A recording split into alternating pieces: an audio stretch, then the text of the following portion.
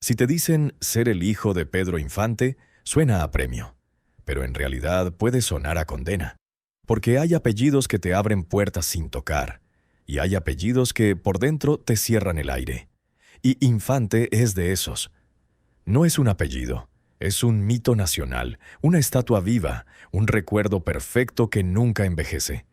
Y cuando tu padre se queda perfecto para siempre, tú te quedas atrapado en una comparación imposible. Todos los días, en cada mirada, en cada entrevista, en cada silencio. Y lo más duro es que nadie te pregunta quién eres. Te preguntan ¿por qué no eres él? Y si hoy te quedas conmigo, vas a entender por qué ese apellido, según tantas versiones y relatos que han circulado durante décadas, no solo habría escenarios, también habría heridas. ¿Y por qué? Y en el caso del hijo que más polémica y dolor dejó en la conversación pública, el apellido no fue un escudo. Fue una carga que se fue volviendo más pesada, hasta volverse peligrosa. Porque la primera verdad incómoda es esta. Cuando un ídolo muere en la cima, no muere. Se convierte en medida. Pedro Infante no se quedó como un artista. Se quedó como el artista. La gente lo pone en el lugar de lo perfecto. La voz, la sonrisa, la vibra, el carisma, la imagen del hombre querido por el pueblo. Y esa perfección congelada es hermosa para el público. Pero es una pesadilla para quien hereda el apellido. Porque tú, hijo, no heredas solo sangre. Heredas expectativa. Heredas un país entero vigilándote, esperando que tu vida sea una extensión del mito.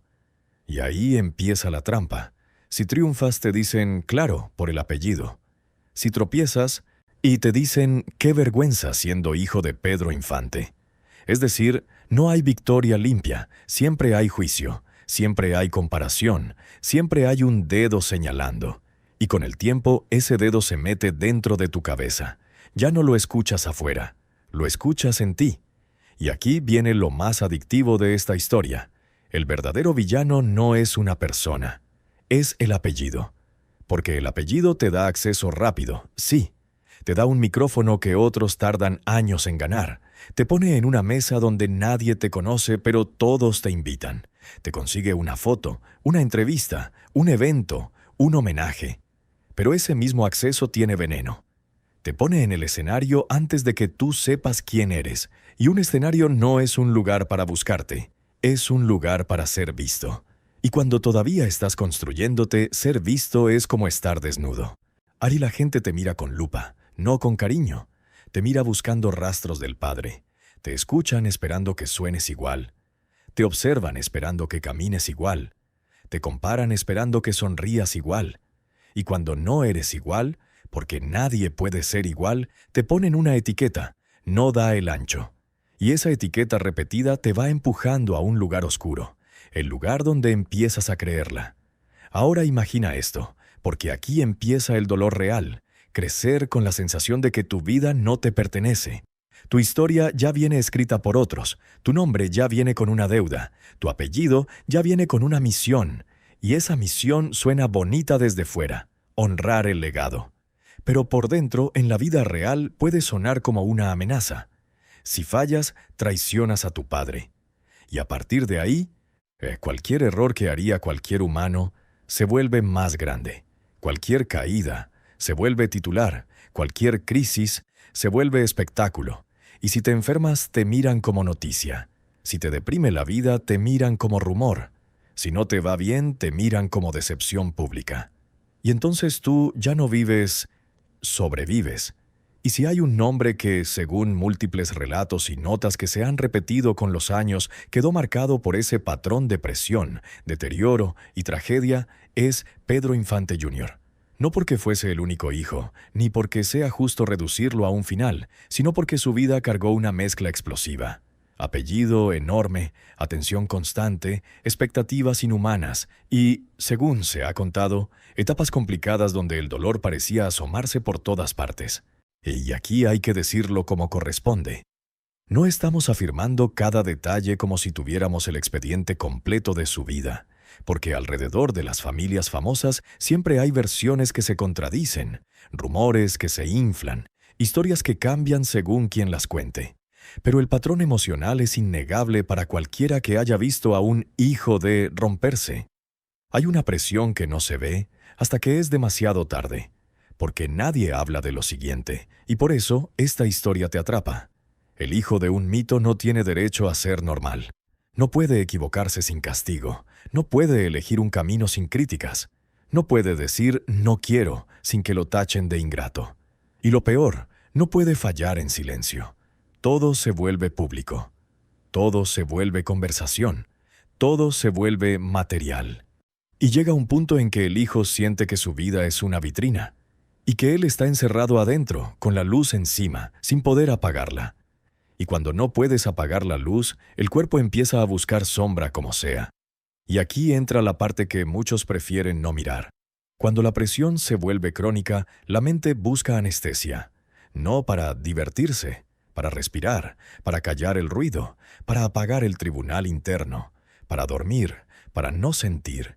Y en las historias de herederos, esa anestesia puede tomar muchas formas: excesos, decisiones impulsivas, relaciones tóxicas, aislamiento, conductas que desde afuera parecen caprichos, pero por dentro pueden ser gritos de ayuda. Y como el público no ve por dentro, el público juzga. Con todo lo que tenía, con ese apellido, con esas oportunidades. Y ahí está el error: confundir oportunidades con paz, porque tú puedes tener puertas abiertas y no tener paz. Puedes tener escenario y no tener hogar. Puedes tener aplausos y no tener a nadie que te abrace cuando se apaga la música. Y entonces el apellido empieza a cerrar puertas que son más importantes que cualquier escenario. La puerta de la intimidad. Porque ¿cuánta gente se te acerca por ti y cuánta por el apellido? ¿Cuántos te buscan por cariño y cuántos por acceso? ¿Cuántos quieren escucharte? ¿Y cuántos solo quieren contar que te conocieron? Y cuando vives años así, desarrollas desconfianza. Te cuesta creer, te cuesta abrirte, te proteges, y esa protección con el tiempo se vuelve soledad. Y la soledad es peligrosa cuando ya traes dolor. Aquí está el punto donde la historia se vuelve un pasillo. Primero te aplauden, después te comparan, luego te exigen, luego te juzgan, y al final te dejan solo con tu apellido. Y ese final, estar solo con el apellido, es el comienzo real de la tragedia. Porque el apellido no te habla bonito, el apellido no te consuela, el apellido no te dice «estás bien así». El apellido te exige, y cuando estás agotado, lo último que necesitas es una voz exigiendo. Necesitas una voz que abrace. Pero el mundo, cuando ve a un hijo de, no abraza, consume. Y aquí entra el elemento que vuelve esta historia una bomba de retención. El contraste. El padre fue símbolo de alegría, de cercanía, de hombre del pueblo, de sonrisa que calma. Y el hijo, según se ha descrito en diferentes relatos, terminó asociado a una caída que muchos no supieron procesar. Y cuando el público no procesa, inventa explicaciones rápidas. Era débil, no supo, no lo merecía, se echó a perder. Pero esas explicaciones son cómodas porque evitan la pregunta incómoda. ¿Cuánto pesa vivir bajo una leyenda perfecta? ¿Cuánto pesa ser comparado con un muerto que se volvió inmortal? ¿Cuánto pesa que tu vida sea un examen sin descanso? Y te voy a meter dentro de esa cabeza con una escena que se siente real, aunque nadie la haya grabado. La noche. No hay cámaras, no hay fans, no hay entrevistas, solo tú. Y afuera el mundo sigue poniendo a tu padre en la cima. Su voz suena en la radio, su imagen aparece en una pantalla, su nombre se dice con cariño. Y tú, sentado en silencio, escuchas eso y te pasa algo cruel. En vez de orgullo sientes presión, porque cada vez que suena su nombre sientes que te lo recuerdan. Inean, él sí pudo. Él sí era. Y tú te preguntas si algún día vas a hacer algo que no sea el hijo de. Y ahí aparece una emoción que mata lento. La vergüenza. Vergüenza de no estar a la altura. Vergüenza de no cumplir el contrato. Vergüenza de ser humano. Y cuando la vergüenza se instala, el apellido se vuelve jaula. Porque ya no te atreves a probar cosas nuevas, por miedo a fallar. Ya no te atreves a mostrar vulnerabilidad, por miedo a que se rían. Ya no te atreves a pedir ayuda, por miedo a que se haga público. Y te vas encerrando. Y mientras más te encierras, más te consumes. Y el público, mientras tanto, solo ve lo de afuera. Ve los tropiezos, ve los rumores, ve el deterioro, ve la polémica. No ve las noches, no ve el vacío. Y aquí es donde entran los rumores que siempre rondan a los apellidos grandes. Cuando un legado vale, y aparecen reclamantes, aparecen historias, aparecen supuestos, aparecen versiones. No estamos diciendo que sean ciertas, estamos diciendo que existen como ruido constante alrededor del mito. Y ese ruido, aunque sea falso, afecta, porque crea una atmósfera de defensa, de sospecha, de estrategia, de no digas. Y en una atmósfera así, la familia se endurece. No necesariamente por maldad, por miedo, porque cuando sientes que tu apellido es un territorio, proteges. Pero proteger puede volverse frío. Y lo frío para un hijo frágil es veneno. Porque lo que el hijo necesita no es que protejan el apellido, es que lo protejan a él. Y esa es la tragedia silenciosa. En familias famosas a veces se confunde proteger al legado con proteger a la persona. Se cuida la imagen, se cuida el nombre, se cuida la narrativa, pero el humano es el que se está rompiendo, se queda atrás. Y cuando el humano se queda atrás, la caída se acelera. Y si tú quieres entender por qué Pedro Infante Jr. se volvió el eje más polémico para un relato, entiende esto, porque su historia parece una advertencia brutal. Una advertencia de lo que pasa cuando el apellido se come a la persona, cuando el público exige una continuación, cuando el hijo intenta sostener una estatua con las manos desnudas, y cuando esas manos se cansan, se cortan. Ahora vamos a escalar la tensión, porque el apellido no solo pesa por comparación, pesa porque atrae gente. Gente que quiere acercarse, gente que quiere aprovechar, gente que promete yo te ayudo, gente que ofrece salidas fáciles, gente que te aplaude mientras te hundes porque el escándalo también es un negocio. Y en ese mundo el hijo se vuelve objetivo. Porque el hijo es puerta, es acceso, es titular, y cuando tú eres un titular ambulante, tu vida se vuelve peligrosa. Y ahí el apellido empieza a cerrar otras puertas, la puerta de la confianza. Ya no sabes quién te quiere, ya no sabes quién te usa, ya no sabes quién te aconseja por bien o por interés. Entonces te vuelves desconfiado o ingenuo, a veces las dos cosas al mismo tiempo. Desconfiado con los buenos, ingenuo con los malos, y esa combinación es mortal, porque te deja sin apoyo real, y sin apoyo real cualquier crisis se vuelve abismo. Y aquí viene una pregunta que te sostiene pegado. Si el hijo hubiera podido renunciar al apellido, ¿lo habría hecho? Renunciar no como negación del padre, sino como búsqueda de paz. Pero, ¿cómo renuncias a algo que te persigue hasta en el nombre? No puedes. Porque aunque cambies de ciudad y el mito viaja contigo, aunque te escondas, alguien te reconoce. Aunque calles, alguien pregunta. Aunque llores, alguien graba. Y entonces la renuncia se vuelve imposible. Y cuando una salida se vuelve imposible, la desesperación crece. Y ahora, el punto más oscuro. Según relatos que circularon en su momento, el final de Pedro Infante Jr. fue tan extremo que dejó a muchos sin aire. Y aquí, con respeto, sin morbo, hay que decirlo como lo que es, una tragedia. Una tragedia de alguien que, según esas versiones, habría llegado a un nivel de autodestrucción que el público no supo explicar. Y la razón por la que el público se queda escuchando esto, incluso cuando incomoda, es porque el cerebro intenta entender. ¿Cómo se llega ahí? ¿Cómo llega ahí alguien con un apellido así? Y ahí se abre la puerta que nadie quiere abrir, la puerta de la presión invisible, la puerta del dolor acumulado, la puerta de la soledad, la puerta de la vergüenza, la puerta de la mente que ya no encuentra descanso. Porque el final no empieza el día del final. Empieza cuando se repite una frase dentro de ti, no soy suficiente. Empieza cuando un día sientes que ya no estás viviendo, solo estás aguantando. Empieza cuando el aplauso ya no te alimenta y la comparación ya te mata. Empieza cuando te acostumbras a sonreír con el pecho roto. Y cuando alguien vive años así, puede llegar un momento en que solo quiera una cosa: silencio total, un apagón, un descanso. Y esa búsqueda de descanso, cuando no hay ayuda real, cuando no hay mano firme, cuando no hay espacio seguro, puede volverse peligrosa. Y aquí es donde el apellido muestra su cara más cruel. El apellido te abre puertas de exposición, pero te cierra puertas de ayuda, porque pedir ayuda siendo hijo de un mito se vuelve espectáculo. Cualquier intento de rehabilitación, cualquier crisis, cualquier caída, se filtra, se comenta, se juzga. Entonces el hijo aprende a ocultar. Y ocultar cuando estás mal es mortal. Porque lo oculto crece, lo oculto se pudre, lo oculto explota. Y en medio de ese deterioro, el público hace lo que siempre hace: simplifica. Se perdió. No aguantó. Era un desastre. Y esa simplificación es injusta porque borra la historia humana, borra la presión, borra el pasillo, borra las noches, y lo que queda es una caricatura. Pero tú no estás aquí para caricaturas. Y estás aquí para ver el contraste real.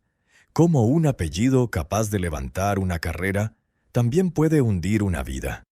Ahora, para que entiendas el golpe completo, déjame abrir un segundo foco sin gastar toda la pólvora. Hay otros descendientes y figuras cercanas al apellido que han intentado relacionarse con el legado desde otro lugar, con otra estabilidad, con otra narrativa.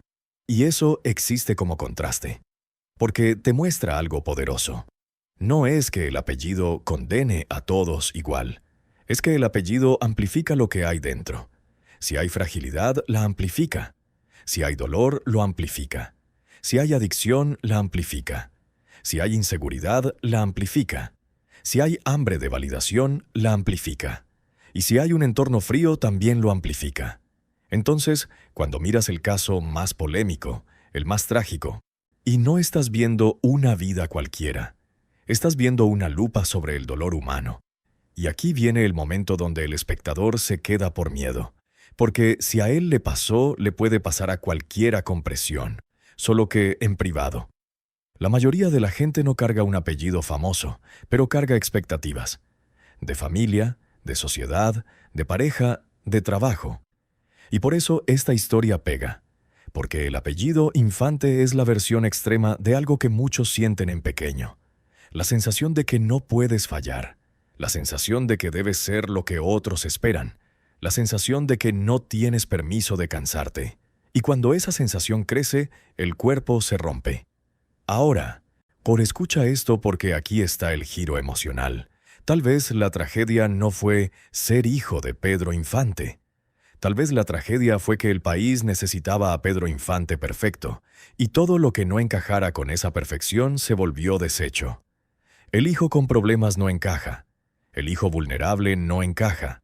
El hijo que no brilla no encaja. Y cuando no encajas te conviertes en vergüenza pública. Y vivir como vergüenza pública te mata por dentro. Porque tú también tienes ojos, tú también lees, tú también escuchas. Y aunque digas que no te importa, porque somos humanos. Y entonces llegamos a la parte más triste. El apellido que debía ser identidad se convierte en señal de alarma. Cada vez que apareces, la gente no te ve a ti, ve la comparación. Cada vez que hablas, la gente no te escucha a ti, escucha al Padre. Y cada vez que tropiezas, la gente no dice un humano, dice el hijo de. Y esa etiqueta se vuelve una cadena. Y una cadena, tarde o temprano, te corta la piel. Y aquí cierro el gran misterio del título. El apellido abre puertas. Y también las cierra, porque no te deja ser libre. Te abre puertas externas, escenarios, entrevistas, invitaciones, pero te cierra puertas internas, paz, intimidad, normalidad, y esas puertas internas son las que sostienen a una persona cuando se apaga la música. Sin esas puertas internas, la vida se vuelve un cuarto sin aire, y en un cuarto sin aire el humano entra en pánico. Y ahora, la última imagen para que se te quede clavada. Imagina el apellido Infante, como una casa hermosa por fuera, llena de gente aplaudiendo en la puerta. Todos quieren entrar, todos quieren una foto, todos quieren un pedazo del brillo. Pero por dentro, en los pasillos, hace frío. Y en el cuarto del fondo hay un espejo enorme. Y ese espejo no te devuelve tu cara. Te devuelve la cara de tu padre. Y tú te paras ahí, día tras día, intentando encontrar tu rostro, y no lo encuentras, porque el espejo no te deja. Y cuando un humano no puede encontrarse a sí mismo durante demasiado tiempo, se pierde. Y perderse, a veces, termina en tragedia. porque la carga de ser el hijo de Pedro Infante no era solo llevar un apellido, era cargar con un país entero esperando un milagro. Y ningún humano puede ser milagro todos los días. Ningún humano puede ser estatua. Ningún humano puede vivir sin fallar. Y si el mundo te castiga por ser humano, tarde o temprano te cansas de pelear. Y ese cansancio, cuando se vuelve profundo, cuando se vuelve silencioso, cuando se vuelve absoluto, es el que asusta. Y si hay algo que esta historia deja más allá del mito, es una advertencia. No uses a los herederos como extensión de una leyenda. Míralos como personas, porque las leyendas entretienen. Pero las personas sufren, y cuando un apellido se vuelve más importante que el humano que lo lleva, el apellido deja de ser herencia, y se vuelve peso. Y el peso, tarde o temprano, cobra lo suyo. Si crees que lo peor del apellido es la comparación, espera a ver lo que hace cuando se convierte en un imán. Porque un apellido como Infante no solo atrae cariño, atrae curiosidad. Y la curiosidad del público es una criatura extraña. Primero se acerca con amor, con nostalgia, con admiración, pero después empieza a pedir cosas. Empieza a exigir acceso, empieza a querer ver. Y cuando el público quiere ver, los medios se meten, los oportunistas se meten, los que quieren colgarse se meten. Y entonces el hijo deja de ser hijo y se vuelve puerta. Una puerta por la que todos quieren pasar. Y cuando tú eres puerta, la gente no te trata como persona. Te empuja. Y aquí aparece una paradoja que destruye. Cuanto más famoso es tu padre, menos tuya es tu vida. Porque la gente siente que tu historia les pertenece. Sienten que pueden opinar. Sienten que pueden juzgar. Sienten que pueden contar rumores como si fueran verdad. Y, al mismo tiempo, esperan que tú seas elegante, que no te enojes, que no respondas, que aguantes, porque así es esto. Pero aguantar no es vivir. Aguantar es sobrevivir. Y cuando sobrevives demasiado tiempo, el cuerpo empieza a cobrártelo con intereses. Ahora, déjame llevarte a un momento que muchos han sentido aunque nunca lo digan. El instante en que el hijo se da cuenta de que su vida ya no puede ser simple. Hay un punto en el que la persona se mira y entiende. Yo no puedo tener un mal día sin que sea historia. Yo no puedo llorar sin que sea nota. Yo no puedo equivocarme sin que sea escándalo. Y esa conciencia te cambia, te endurece o te rompe. Y lo trágico es que, cuando eres hijo de un mito, no puedes escoger el ritmo de tu propia madurez. El mundo te empuja a ser adulto antes de tiempo, a cargar con un legado antes de entender la vida. Y si hoy el foco está en Pedro Infante Jr., es porque su historia funciona como espejo de esa presión llevada al extremo. No porque sea justo reducirlo a un final, sino porque en los relatos que se han repetido con los años aparece una sensación constante, la de alguien que no encontraba dónde descansar. Y cuando un humano no encuentra descanso, empieza a buscar salidas rápidas. Y aquí hay que ser honestos. Las salidas rápidas casi nunca son limpias. Son impulsivas, son excesivas, son autodestructivas. Y el público desde fuera las mira con superioridad. ¿Por qué no se controló? Como si el control fuera un botón, como si la mente no se agotara, como si la presión no deformara la realidad. Pero la historia no se vuelve adictiva por lo que se ve, sino por lo que se intuye. Porque hay detalles que, según versiones y testimonios que han circulado, pintan la sensación de un hombre peleando contra algo interno. Y cuando el espectador intuye esa pelea, se queda, porque quiere encontrar el momento exacto en que todo cambió. Quiere encontrar el punto de quiebre, quiere encontrar la chispa. Y esa búsqueda es la gasolina del watch time, porque el cerebro odia lo incompleto. El cerebro necesita cerrar el rompecabezas. Y esta historia, como tantas historias de herederos, parece hecha de piezas que no encajan perfecto, lo cual la vuelve aún más hipnótica. Porque seamos brutalmente claros, el apellido Infante funciona como dos cosas al mismo tiempo: altar y cuchillo. Altar, porque te ponen encima una expectativa sagrada. Cuchillo, porque te corta cuando no la cumples. Y lo peor es que te corta en público. Y la humillación pública es una de las emociones más peligrosas del ser humano porque convierte el dolor en identidad. No es me equivoqué, es soy un error. Y cuando alguien empieza a pensar «soy un error», la tragedia ya está caminando cerca, aunque todavía no la veas. Ahora viene un patrón que se repite en familias famosas, y aquí lo vas a sentir. Cuando hay problemas, la familia se divide entre dos instintos. Uno dice, hay que protegerlo. El otro dice, hay que proteger el apellido. Y aunque ambos instintos pueden nacer del amor, terminan chocando, porque proteger al humano exige paciencia, privacidad, apoyo, silencio verdadero. Y proteger el apellido exige control, imagen, estrategia, distancia. Y cuando esos dos chocan, el hijo queda en medio como rehén. Y ser rehén, cuando ya estás frágil, es como tener una piedra en el pecho. Y ahí es cuando el apellido empieza a cerrar puertas que el público ni imagina, la puerta del perdón. Porque al hijo común se le perdona más rápido. Y al hijo de un ídolo se le perdona menos, porque el público siente que debería ser mejor. ¿Mejor por qué? ¿Por sangre? ¿Por historia? ¿Por mito? Esa lógica es injusta, pero existe. Entonces el hijo vive con una carga extra, la carga de ser ejemplo sin haberlo pedido. Y ser ejemplo sin pedirlo es una forma de prisión. Ahora vamos a introducir una tensión adicional que siempre eleva el drama. Cuando el apellido vale tanto, alrededor aparece el tema de la herencia, de la representación, de quién tiene derecho a hablar por el mito.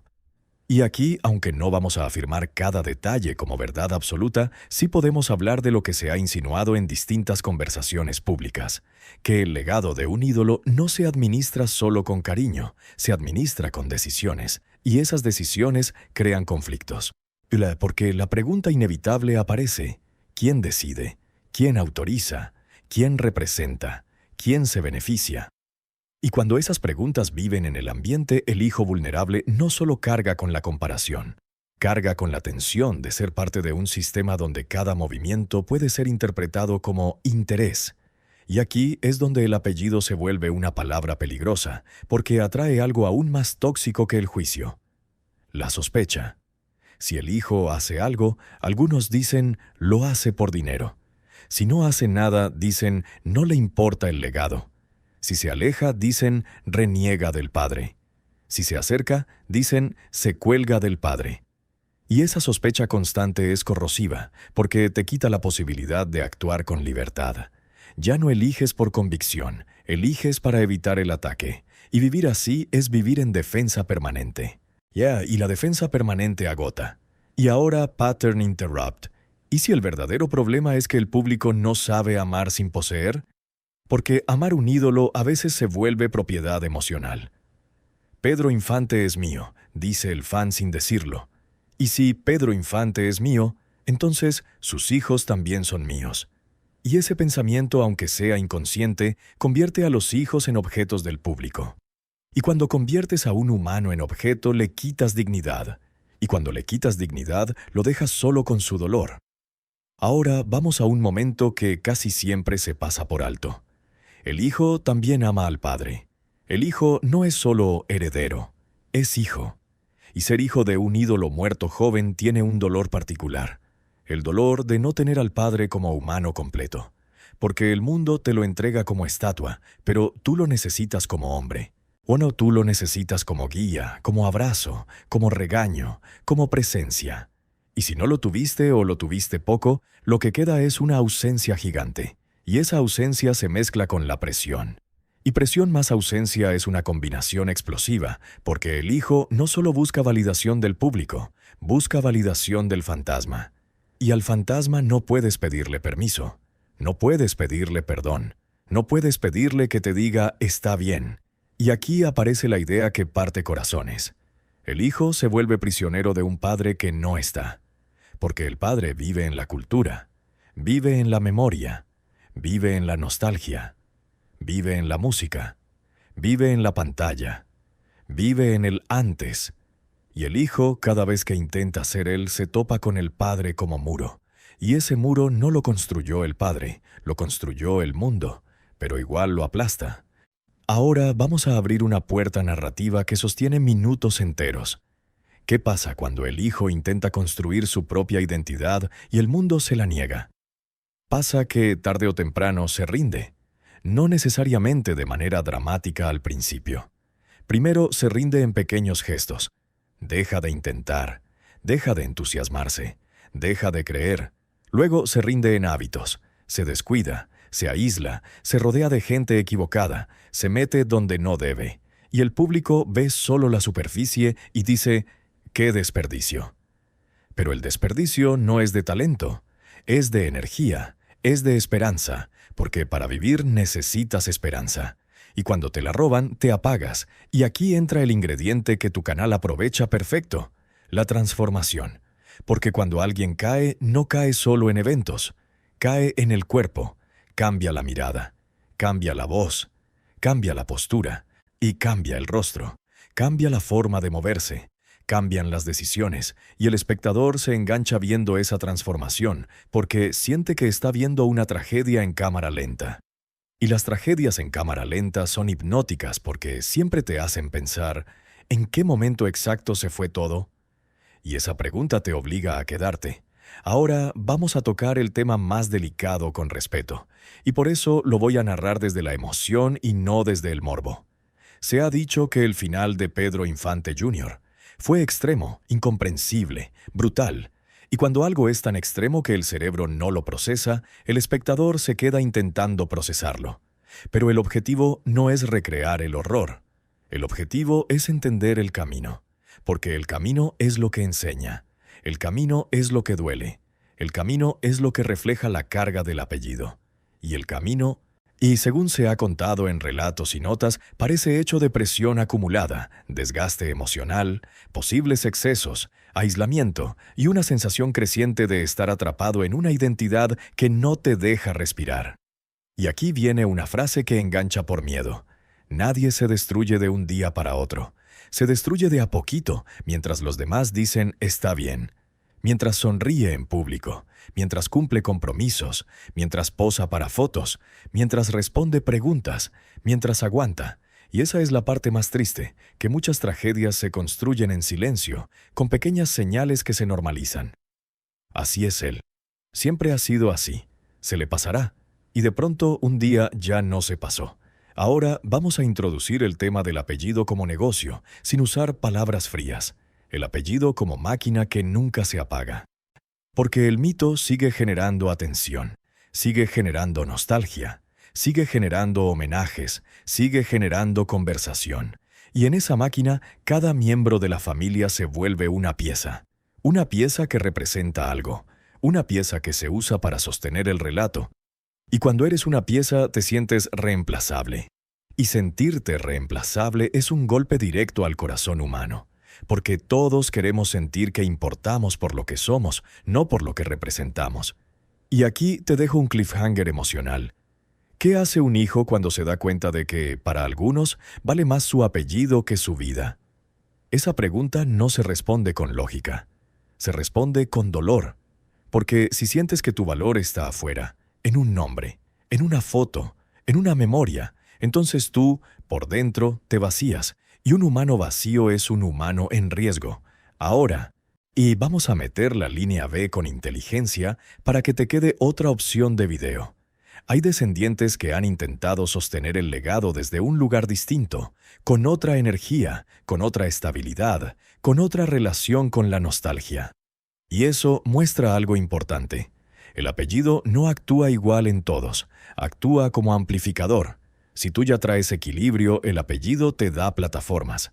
Si tú traes dolor, el apellido te da presión. Si tú traes fragilidad, el apellido te da exposición. Y exposición más fragilidad es explosivo. Entonces, el caso de Pedro Infante Jr. se vuelve el relato más potente para mostrar el lado oscuro, porque enseña la versión del apellido cuando cae sobre alguien que no encontró refugio interno suficiente. Y aquí viene otra pregunta que mantiene al espectador. ¿Cuántas personas alrededor realmente querían ayudar? ¿Y cuántas solo querían que no se notara? Porque hay una diferencia gigantesca entre ayudar a una persona y administrar una crisis. Administrar es que no se haga público. Ayudar es que no se muera por dentro. Y esas dos cosas no siempre van de la mano. A veces, cuando el objetivo es que no se note, el resultado es que la persona se queda sola. Y la soledad, repito, es gasolina para la tragedia. Ahora imagina esto.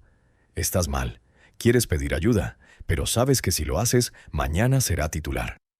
Que si entras a un lugar te van a fotografiar. Que si te ven llorar dirán se derrumbó. Que si te equivocas dirán confirmó el rumor. Entonces decides callar, decides aguantar, decides encerrarte. Y ahí empieza el final. Aunque todavía nadie lo sabe. Porque el final, en muchos casos, es una decisión silenciosa. No voy a decir nada. Y cuando el dolor no se dice, se vuelve más pesado. Y aquí, con todo el respeto, la historia entra en su parte más oscura, cuando el dolor se transforma en autodestrucción. No como espectáculo, como síntoma, como consecuencia, como señal de que algo adentro se quebró. Y ese quiebre no ocurrió porque no tenía disciplina, o porque no tenía talento, o porque no merecía el apellido. Ocurrió porque la presión de un mito puede ser inhumana, porque la comparación puede ser tortura, porque el juicio público puede ser veneno, porque la soledad puede ser una cueva, y porque, según relatos, hubo etapas donde esa combinación se hizo demasiado grande. Ahora, oiga, escucha esto, el apellido Infante no es solo el pasado. Es una sombra que se mete en el presente. Cada vez que el hijo intenta construir algo, el pasado aparece. Cada vez que el hijo intenta respirar, el pasado lo jala. Cada vez que el hijo intenta olvidar, el pasado lo persigue. Y el pasado, cuando es mito nacional, no te deja en paz. Te observa desde todos lados, te mide, te juzga, te define. Y cuando algo te define desde fuera, tú pierdes el control sobre tu propia narrativa. Todos hemos sentido alguna vez el peso de una expectativa, aunque sea pequeña. Ser el responsable, ser el fuerte, ser el ejemplo, ser el que no falla. Ahora imagina esa expectativa multiplicada por un país entero. Imagina que, además, esa expectativa viene con nostalgia colectiva. Imagina que, si tú fallas, la gente siente que le arruinas un recuerdo. Ya, y eso es injusto, pero así funciona la mente colectiva. Protegen el mito porque el mito les da consuelo. Y cuando tú no encajas en el mito, se vuelven agresivos. Y ahí el apellido empieza a cerrar puertas sociales. Se te cierran amistades reales, se te cierran relaciones sanas, se te cierra el derecho a ser imperfecto. Porque todo se vuelve representación. Si estás triste, queda mal. Si estás enojado, queda mal. Si te rebelas, queda mal. Entonces vives actuando. Y actuar en tu propia vida es agotador, te quita energía, te quita verdad, te quita aire. Hubo momentos en los que, según relatos, la conversación alrededor del apellido se volvió tan tensa que parecía que hablar era peligroso. Como si decir una palabra abriera una puerta que nadie quería abrir. Como si el apellido no fuera solo identidad, sino llave legal. O llave mediática, llave social. Y cuando el apellido se vuelve llave, el hijo se convierte en objetivo. Y ahí la historia deja de ser solo tristeza. Se vuelve amenaza, porque ya no es solo el hijo contra su mente. Es el hijo contra un mundo que lo usa. Y lo que viene después es la parte que más duele. Cuando el hijo entiende que, para algunos, el apellido importa más que su salud. Porque entonces el hijo ya no confía en nadie. Y cuando ya no confías en nadie, te quedas solo con tu cabeza. Y una cabeza sola, con presión, con vergüenza y con dolor, puede convertirse en el lugar más peligroso del mundo. Y cuando ya no confías en nadie, el apellido deja de ser una herencia, se vuelve un enemigo silencioso. Porque empiezas a sospechar de todo, de quien te ofrece ayuda, de quien te sonríe, de quien te abraza, de quien te invita, y de quien te promete, tranquilo, yo te cubro. Y esa sospecha no nace porque seas malo. Nace porque has visto demasiado. Has visto cómo la gente cambia cuando escucha tu apellido. Has visto cómo te miran distinto. Has visto cómo algunos se acercan con hambre y no con cariño. Y entonces tu corazón se empieza a cerrar como una puerta pesada. Y lo irónico es que mientras tú cierras por supervivencia, el mundo interpreta tu cierre como arrogancia, como mal carácter, como problema. Y esa etiqueta encima de todo te aísla más. Se vuelve una espiral. Te aíslas porque no confías, y como te aíslas, te juzgan, y como te juzgan, confías menos. Y en una espiral así, el descenso se vuelve inevitable. Hoy aquí es donde la historia se pone verdaderamente peligrosa, cuando el hijo deja de sentir que tiene futuro y empieza a sentir que solo tiene pasado. Porque el pasado en esta familia no es un álbum, es un monumento nacional. Y tú no puedes competir con un monumento. Entonces, si no puedes competir, ¿qué te queda? A veces te queda intentar huir. Y huir no siempre es físico. A veces es huir hacia conductas que te anestesian, huir hacia relaciones que te distraen, huir hacia excesos que te apagan, huir hacia cualquier cosa que te haga olvidar, aunque sea por unas horas, que cargas un nombre que el mundo no te deja soltar. Y lo más triste es que muchas personas confunden esa huida con falta de voluntad, cuando en realidad puede ser desesperación. Y la desesperación hace cosas. La desesperación empuja. La desesperación arranca decisiones. Y si hay un momento que define la carga de un apellido famoso, es cuando el hijo se da cuenta de que no puede apagar el personaje. Porque incluso cuando no hay cámaras, el personaje existe. Incluso cuando no hay entrevistas, el personaje existe. Incluso cuando nadie está mirando, tú te sientes mirado. Te juzgas a ti mismo como si fueras público. Te hablas como si fueras periodista. Te castigas como si fueras hater. Y eso es una cárcel mental.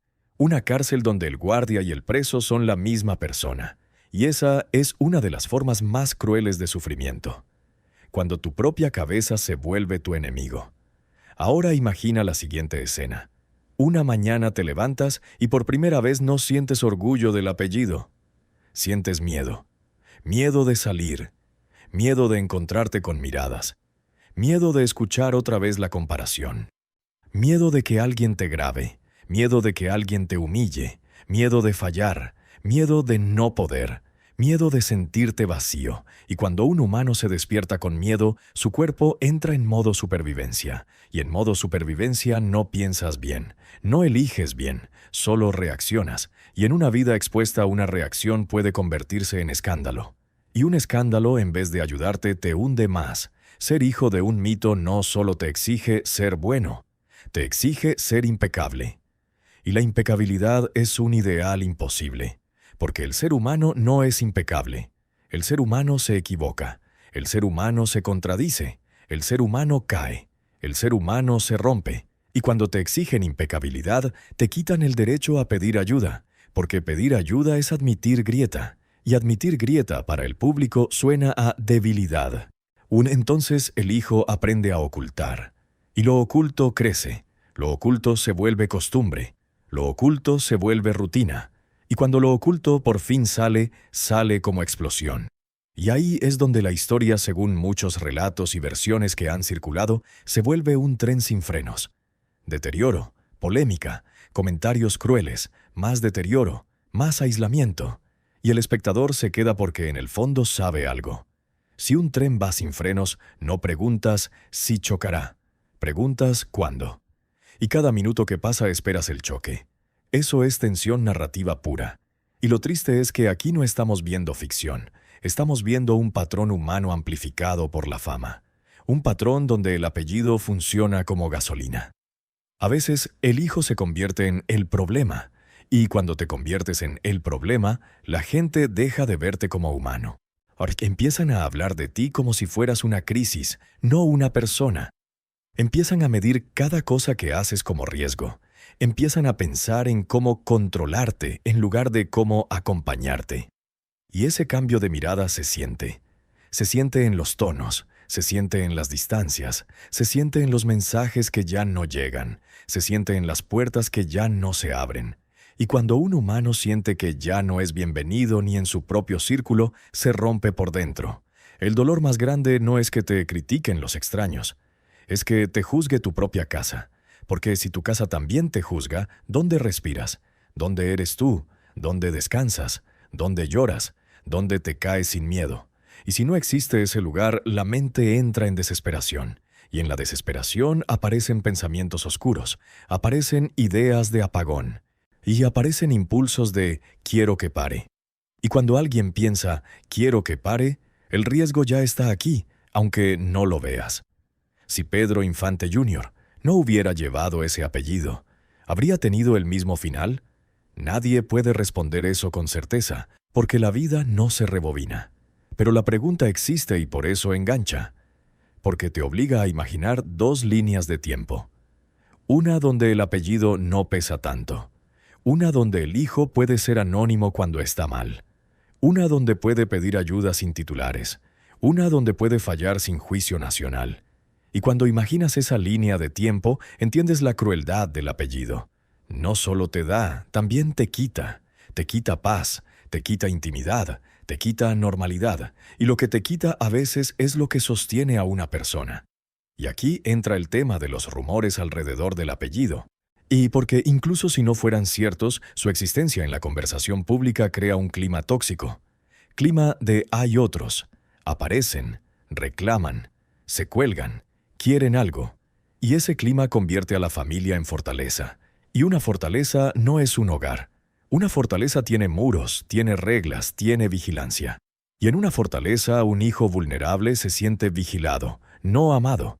Y la diferencia entre vigilancia y amor es la diferencia entre sobrevivir y sanar. Y entonces llegamos al punto donde el apellido cierra puertas de forma brutal. Te cierra la puerta del silencio sano.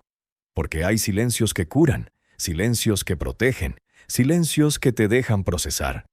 Pero el hijo del mito no tiene ese silencio. Siempre hay alguien hablando. Siempre hay alguien opinando. Siempre hay alguien inventando. Siempre hay alguien recordando al padre.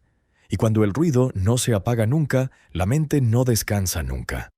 Y una mente que no descansa se desordena. Se irrita, se desespera, se rompe. Según diferentes relatos, el final de Pedro Infante Jr. fue una tragedia que sacudió por lo extremo. Y ese extremo por sí solo podría convertirse en morbo. Pero aquí el morbo no sirve. Aquí lo que sirve es la pregunta humana. ¿Qué pasa por dentro cuando una persona llega a un punto así? Y la respuesta, aunque nadie la quiera escuchar, suele ser una mezcla de cosas. Dolor acumulado, vergüenza, aislamiento, desesperación, impulsos y una sensación de estar atrapado sin salida. Y lo más triste es que, cuando el final ocurre, el público reacciona con shock, pero ese shock dura poco. Luego viene el juicio. Luego viene el lo sabía. Luego viene el era obvio. Y luego viene el qué vergüenza. Y esa reacción, aunque llegue tarde, revela lo cruel que es el mundo con los que se caen.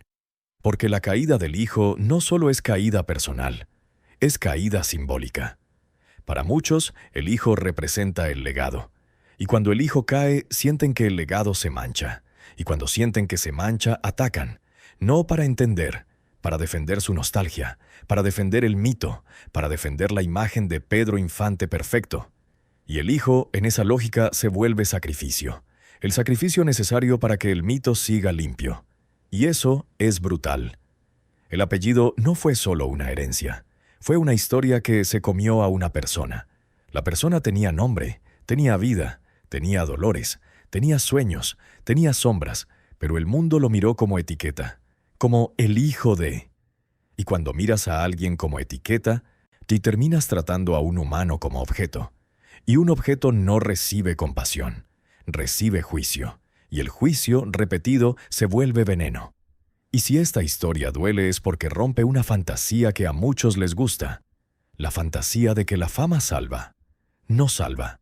A veces condena, a veces amplifica, a veces acelera el derrumbe. Porque en la fama cuando estás bien te aplauden, pero cuando estás mal te usan. Y la peor parte es que, cuando estás mal, el apellido no te abraza, el apellido no te cura, el apellido no te acompaña, el apellido solo te pesa. Y si el apellido te pesa cuando estás frágil, te hunde. La leyenda de un padre puede ser tan grande que tapa el sol del hijo, y sin sol, el hijo se marchita. Aunque tenga escenarios, aunque tenga micrófonos, aunque tenga entrevistas, aunque tenga acceso, porque el acceso no sustituye el aire. Y el aire, en este caso, era la libertad de ser humano sin juicio, y esa libertad no existía. Ahora, si tú también sientes curiosidad por estas historias que casi nadie cuenta, por estos hijos que cargan un apellido como si fuera una mochila de cemento, por estos escándalos familiares, caídas, rumores, herencias, deterioros y finales que contrastan con la imagen pública. Suscríbete. Aquí hablamos de los hijos del escándalo, de lo que se decía en voz baja, de lo que nunca se confirmó del todo y de cómo la fama puede ser una puerta o una trampa. Suscríbete a este canal y activa la campanita, porque el siguiente apellido que vamos a abrir también tiene una historia que nadie quería contar.